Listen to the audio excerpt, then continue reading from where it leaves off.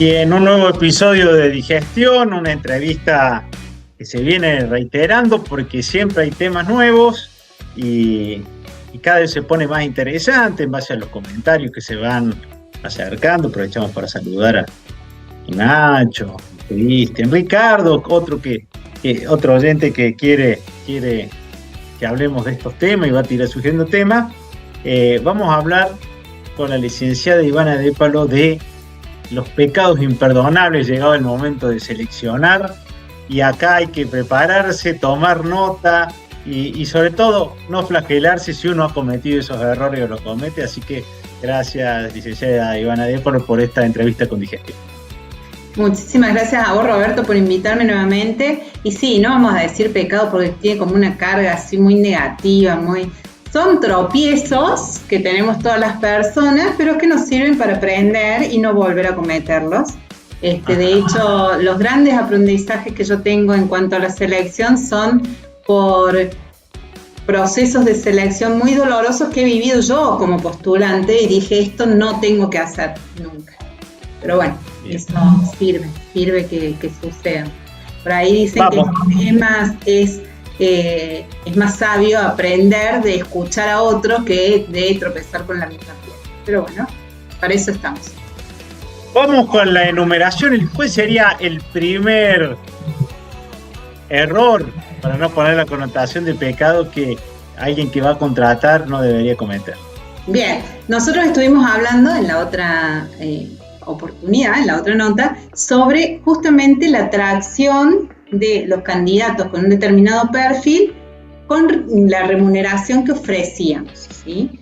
Por ahí tenemos justamente eso como una manera de atraer a los candidatos, cuestiones que tienen que ver con lo económico.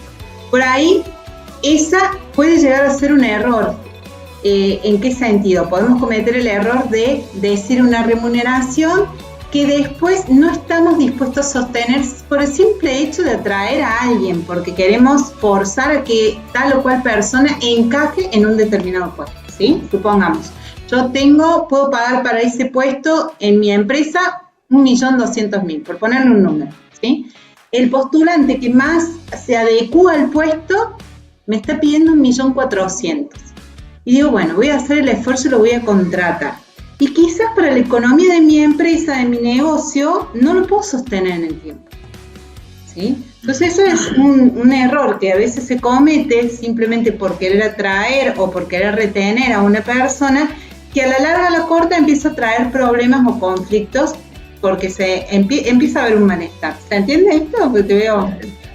Sí y no, porque estás como flagelando casi el 90% de los que contratan y dicen, bueno, acá puedes entrar por 1.200.000, pero en poco tiempo vas a llegar al 1.400.000 que querés, porque si vendés de esta manera o trabajas bien, acá ha habido vendedores que cobran más, y muchas veces también pasa que a los 6 meses sigue estancado en el 1.200.000 y cambian las condiciones económicas, entonces nunca hay los 200 que faltan para darle, pero uno lo prometió casi con total sinceridad, porque cuando uno apuesta cree que va a crecer y va a venir la plata. ¿Puedo decir que en eso habría que ser mucho más riguroso? Yo creo que sí, estoy convencida de que sí, de hecho yo lo hago así. El tema es, vos sabés cuál es el sueldo que estás dispuesto y que podés pagar por la situación de tu negocio, de tu empresa, cuál es tu caja, digamos, de todos los meses para poder afrontar esa responsabilidad que tenés en cuanto a la remuneración. Si vos prometés por demás o a futuro pagarle más para de alguna manera lograr que esa persona se quede en tu empresa o que esta persona acepte, porque recordemos que en el proceso de selección hay una decisión mutua, ¿no? Nosotros estamos buscando una persona para cubrir una vacante, el otro está buscando un lugar donde trabajar y donde prestar su trabajo, su mano de obra y donde desarrollarse y donde pasar gran cantidad de horas del día de su vida, ¿sí? Entonces, ese es un gran error, ¿sí? Porque muchas veces creemos que vamos a lograr llegar y lo primero que hacemos es no cumplir con esa promesa de una mayor remuneración. Esa es una clave, o sea, yo sé cuánto puedo pagar y bueno, el perfil del otro también se adecua cuando se adecua con las expectativas que tiene sobre eso, ¿sí? Pues si una persona me pide 1.600.000 y yo no puedo pagarle eso, no es la persona adecuada, porque ya estamos hablando de que tiene una expectativa superior a la que yo le puedo brindar.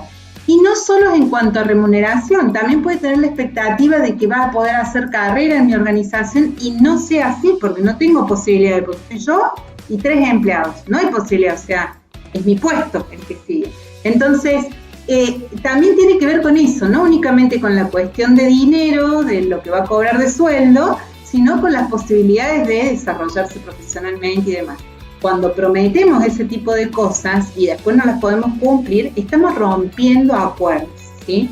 De nuevo, recordemos que no estamos cubriendo un puesto vacante con la contratación, estamos generando acuerdos con otra persona para tener un vínculo laboral. Entonces, si rompe esos acuerdos, probablemente rompa la confianza y se rompa ese vínculo. Hay que volver a empezar con un proceso de búsqueda, ¿sí?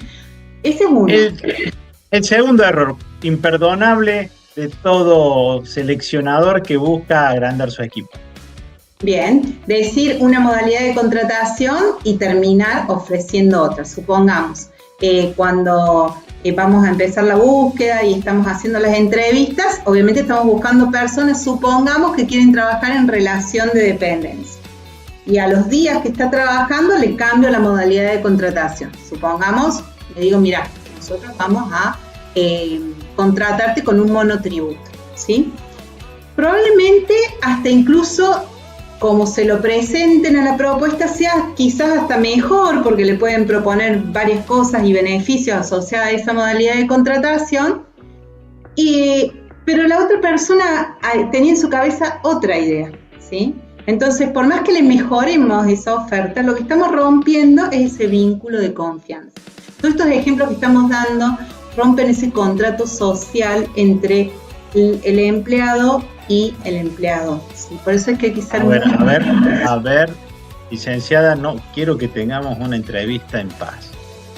Hay muchos de los que están escuchando y viendo esta entrevista que cuando pagan, dice relación de dependencia, a veces estás como dado de alta como empleado, pero la mayoría de las veces me usa el monotributo. Y medio como que uno en el contrato laboral se usa como si fuera un sinónimo, o te factura como monotributista, o estoy en blanco, o estás en blanco pero media jornada y la otra parte negro, y es más, ahora que lo plantea me pongo a pensar quién se toma el tiempo de aclararlo, porque el que va a buscar trabajo sabe los cargos gerenciales, nadie pregunta tan puntualmente, es algo que haya una consultora al medio, que eso medio como que lo aclara.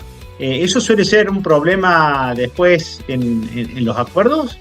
Sí, claramente, porque tiene que ver, o sea, dentro del perfil vos le tenés que explicar cuál va a ser el vínculo que vas a tener.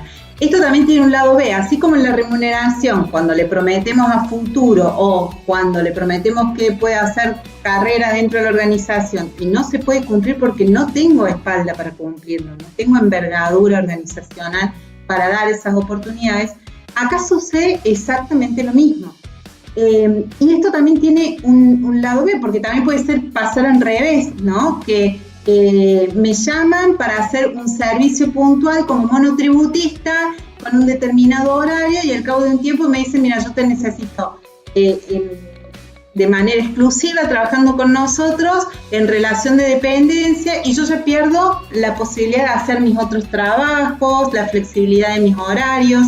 Entonces, por eso es que la modalidad de contratación, porque todo esto que hemos dicho hasta ahora se resume como modalidad de contratación, no es ni una ni la otra, puede ser de cualquiera de estas, incluso hay más modalidades, pero vamos a hablar de estas dos por hoy, pero tiene que ver con esto, de no cumplir con la modalidad de contratación que se informa en el proceso de selección, ¿sí? Y cambiar la regla de juego cuando ya estamos jugando, ¿sí? Y eso incluye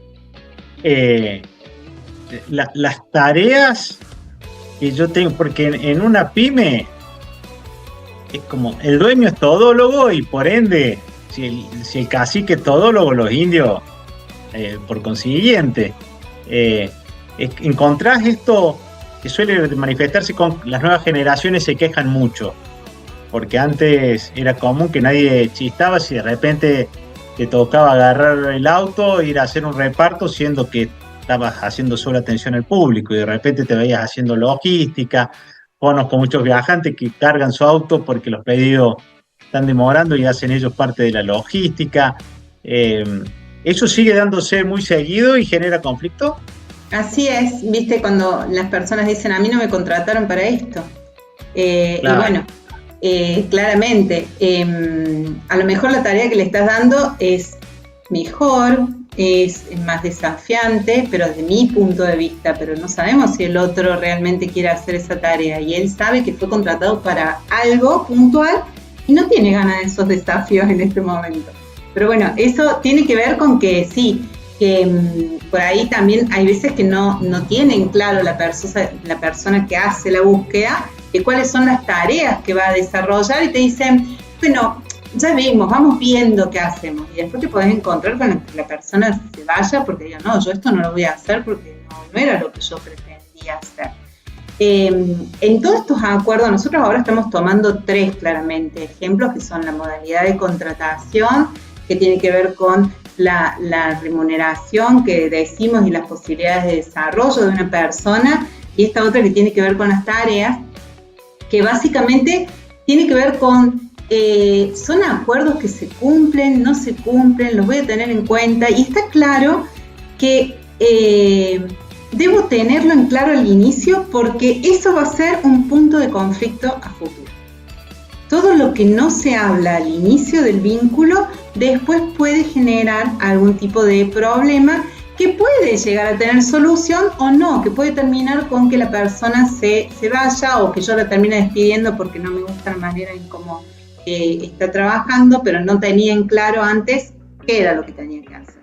Entonces, ni hablar si hay una consultora de por medio, ¿no? Nosotros los que hacemos selección tenemos que tener mucha claridad de esto y preguntar absolutamente todo, porque en el medio hay personas y hay expectativas, ¿sí?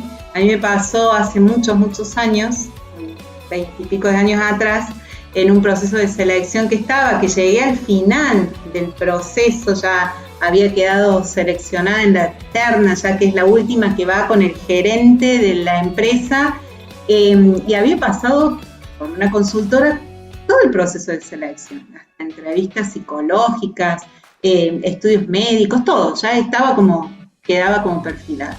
Y en la tercera pregunta que me hace la persona esta, que le digo yo que estaba separada, me dice, ¿cómo que estás separada?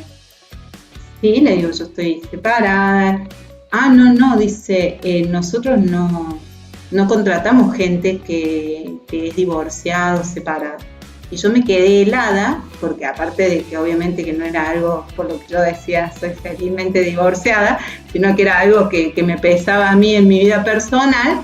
Digo, ¿cómo llegué a esa instancia del proceso de selección sin que, primero, nadie le haya preguntado a esta persona con características de las personas que quería que trabajaran en su empresa, como estas?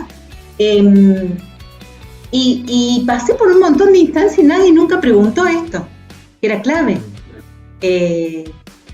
Entonces, es complicado, ¿no?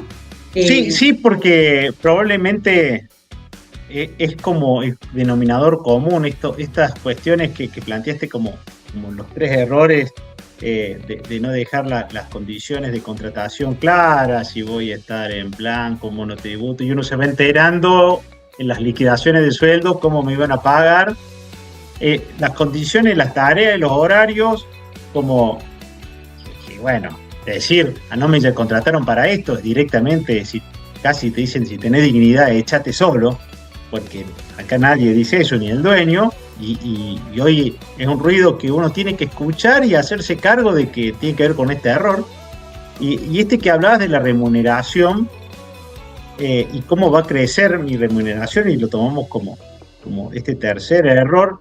Hay mucha gente que entra a trabajar para morir en ese puesto, ¿no? Y uno ha escuchado hablar de plan de carrera, y hay que pedirle a una pyme, a una empresa pequeña que tenga un plan de carrera. Quizás cuando dabas el ejemplo de 3 empleados con un jefe, el plan de carrera es claro. te abre una sucursal, una franquicia de esto, o vas a trabajar acá. Pero me parece que es de lo que más debe adolecer una pyme, ¿no? Un cliente que te viene a consultar, cuando le haces mirar a futuro y qué certezas tiene, te dicen, en este país, con estas condiciones, ni yo sé. ¿Te encontrás mucho con eso? Sí, bueno, un ejemplo claro es la capacitación. Yo no voy a capacitar si gasto dinero en esto y después se me van. Estoy capacitando para que lo aproveche mi competencia ya capacitado. Y bueno, no, es tremendo porque no hay peor cosa que tener un empleado que no podés capacitar, que no podés mejorarlo en sus habilidades para hacer un trabajo, en cómo atiende a los clientes, en cómo utiliza las herramientas informáticas. Bueno, pero ¿qué haces? Vas a tenerlo 1000 años, pero te aseguras que nadie lo va a querer, y claro, nadie lo va a querer porque no está capacitado, claramente, pero lo estás sufriendo vos. Clarísimo. Bueno, la idea es que seguir este contacto. Si alguien queda interesado, si le gustaría tener una charla para que vea sus 3 errores o sus pecados y quiera confesarse. Hay muchos más, pero no quisimos ser tan pesimistas. Pero bueno, hay varios más. En el próximo encuentro agregamos más matices o profundizamos sobre alguno en particular. Pero si alguien te quisiera consultar y contarte, por lo menos para ver qué te parece y por dónde debería orientarse, ¿a dónde lo puede hacer? Y se puede comunicar por WhatsApp al 351-538-8039 o por Instagram con un mensaje directo, que es @Ivana, con _N.depalo.consultora. Ivana Depalo, me van a encontrar. Perfecto, y vamos a poner toda esta entrevista en YouTube de Digestión para que quede a disposición. Muchísimas gracias por esta charla, esta microclase, y queda la promesa hecha para el próximo encuentro de profundizar sobre estos errores. Así es, bueno, muchísimas gracias y seguimos conversando. Listo, seguimos con mucho más Digestión.